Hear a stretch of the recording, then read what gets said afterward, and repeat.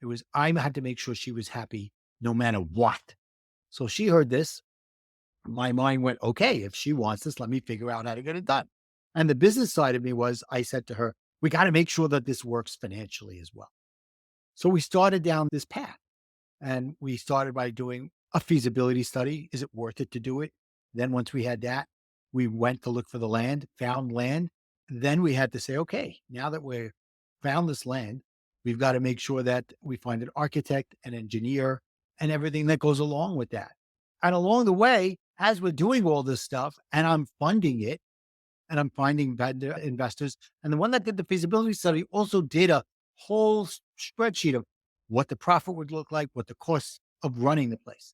So we're doing all this. We're looking for the best architects out there, the best engineers. We get the city involved and they're like, oh, this is a great idea, but you need to go out and you got to go hire a civil engineer because we want to make sure how it's going to affect the traffic. Do you have enough parking and all that? Now, if we had been approved by the state and the city in 2006 or 2007, I would have walked into the bank and they would have handed me the money like I was going to Costco. You know how you go to Costco and there's those women at the end of the aisle handing you samples? Yes. That was what the bank was like back then. They were giving money like crazy.